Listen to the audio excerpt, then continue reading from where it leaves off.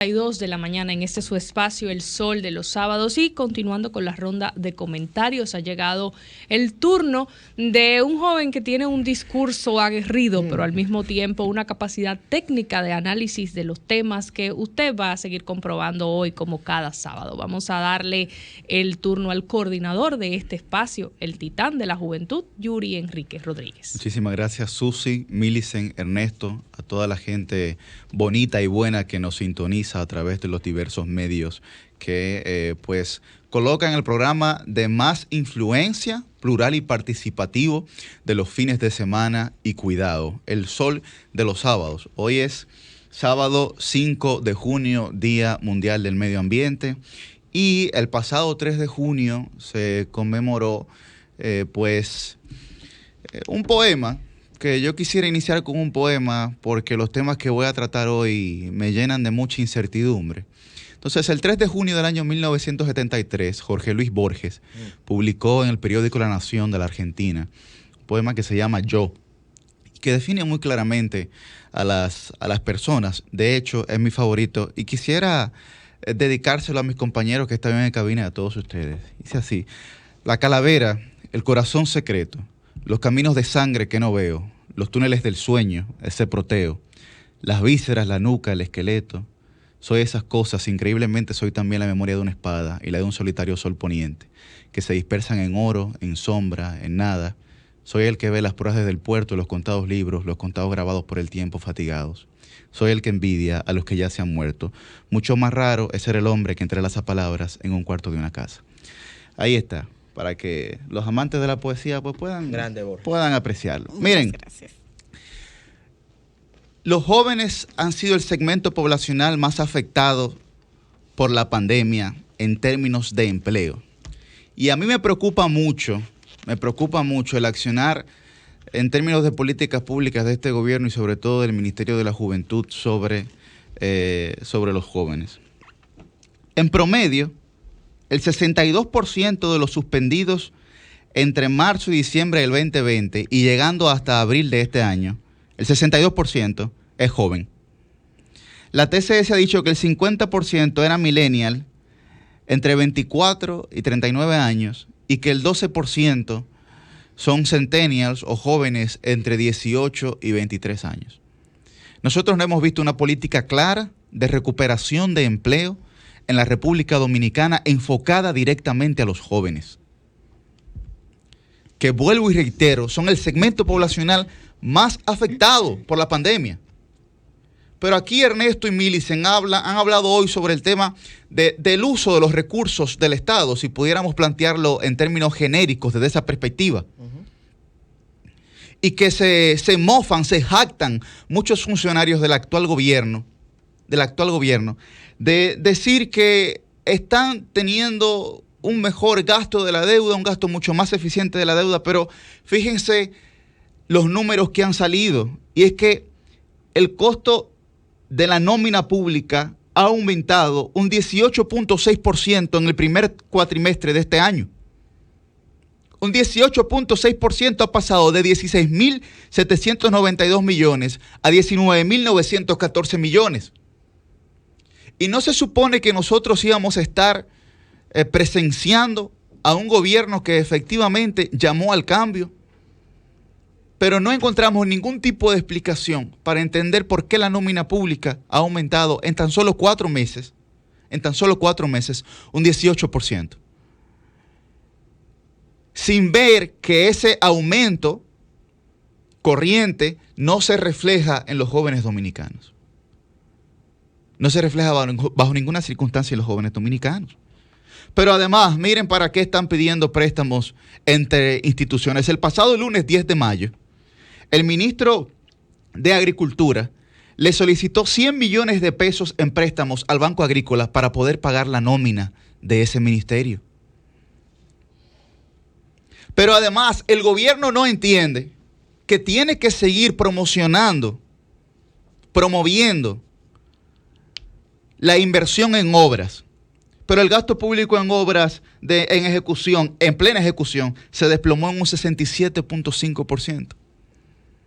Y cuando nosotros decimos que tienen que promover el gasto en obras, es porque en esas obras están involucradas miles de personas, miles de empresas que dinamizan la economía de nuestro país, que generan un círculo virtuoso en el que una gran cantidad de personas, de colectivos, pueden beneficiarse. Pero el gobierno ha solicitado más de 10.000 millones de dólares en préstamos desde que asumieron. Pero no sé si alguno de mis compañeros lo han visto, pero nosotros no hemos escuchado informes claros, precisos y certeros de saber en qué se están colocando esos recursos. ¿En qué se están utilizando esos recursos en beneficio de la sociedad dominicana? Bajo ninguna circunstancia nosotros podemos permitir que se nos venga a hablar a nosotros de un gasto más efectivo de la deuda por temas de viaje. ¿Quién está viajando? Nadie está viajando. Pero eso es lógico. ¿Quién está solicitando viáticos hacia el extranjero si no hay viajes al extranjero? También es lógico. Entonces nosotros tenemos que ver realmente cuáles van a ser las políticas públicas, por lo menos en un término paliativo, para poder solucionar problemas básicos, sobre todo como hemos comenzado nuestro comentario, enfocados a la juventud de la República Dominicana. El tema educativo, en el tema juventud, es de suma importancia. Y a nosotros nos parece que se ha tratado el tema educativo con una profunda irresponsabilidad. Ya hemos mencionado aquí que para septiembre del año 2020, la deserción de primer ingreso universitario fue de un 70%, dicho por el propio titular del Ministerio de Educación Superior, Ciencia y Tecnología. Y todavía estamos esperando los diagnósticos del Ministerio de Educación, que lo hemos solicitado aquí hasta la saciedad. Hasta la saciedad. Primer diagnóstico del acceso a la educación a distancia. Primer diagnóstico. Segundo diagnóstico, la calidad del material educativo que se está impartiendo en esa educación a distancia. Pero ahora tendríamos que pasar a un tercer diagnóstico, que es realmente qué tan provechoso ha sido ese material, qué han aprendido los niños y las niñas y los jóvenes de nuestro país con ese material.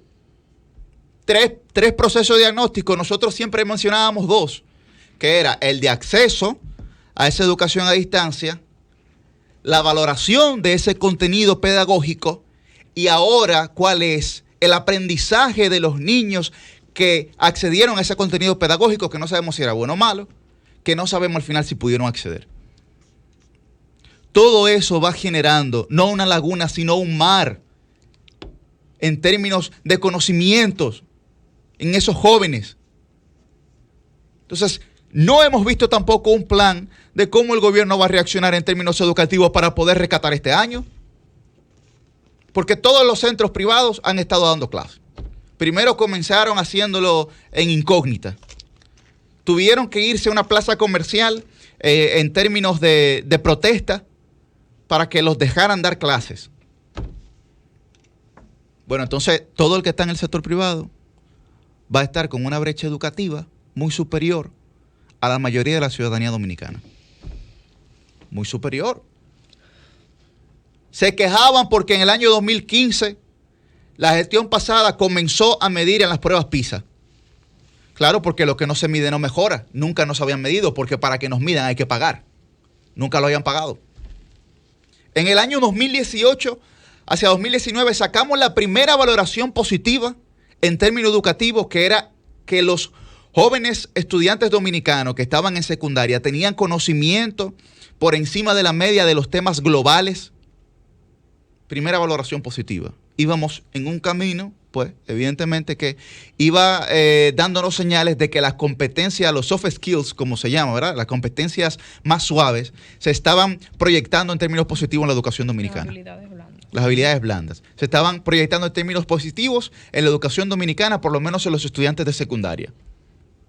Porque sabemos que tenemos un problema gravísimo con las ciencias matemáticas, físicas, químicas, etc. Ciencias duras. Tenemos un problema grave, sí. Es verdad.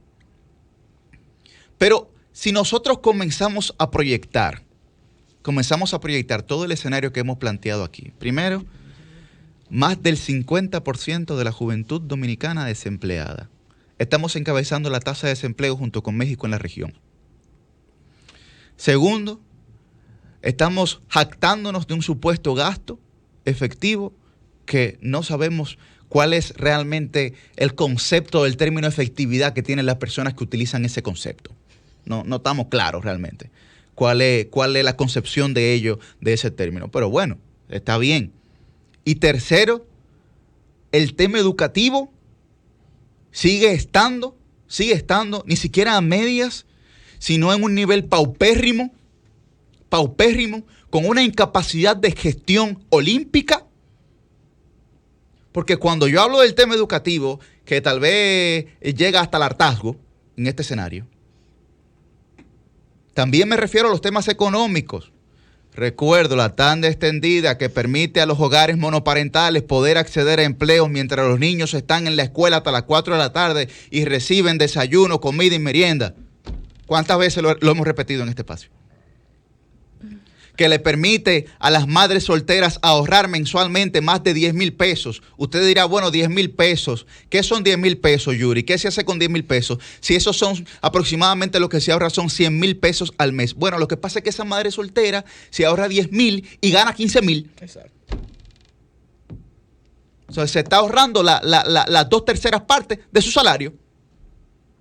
Pero no lo quieren entender. No lo quieren entender.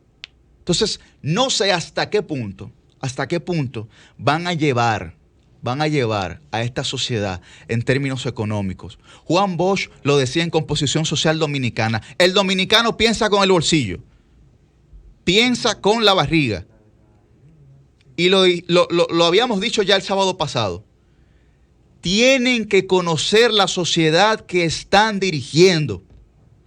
Presidente Abinader, no tenga temor de colocar políticos en puestos de alta dirección, porque esos empresarios que están ahí no dan respuesta.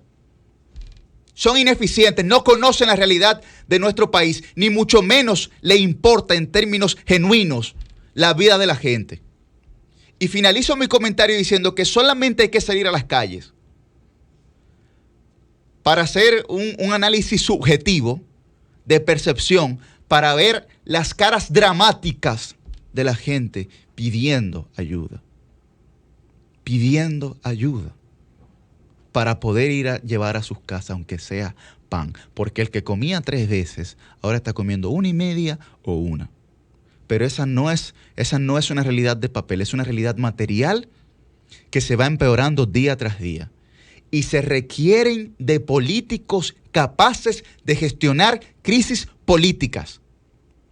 Los empresarios deben gestionar crisis empresariales. En estos 9 meses de gobierno se ha demostrado más que claro que la política necesita de los políticos. Y a pesar de que hay un sector de la sociedad que tiene un discurso para endemoniar y crucificar a la clase política, no crean los sectores políticos que esos sectores son unos santos. Son sectores que se aprovechan de todos los gobiernos en términos de negocios, de empleos, inclusive en detrimento de las bases de los partidos que ayudan a los partidos a llegar a esas posiciones. Ojalá que se pueda esclarecer el escenario para que los pronósticos de revueltas sociales, encabezados sobre todo por la juventud, no sean una realidad. El sol de los sábados, el sol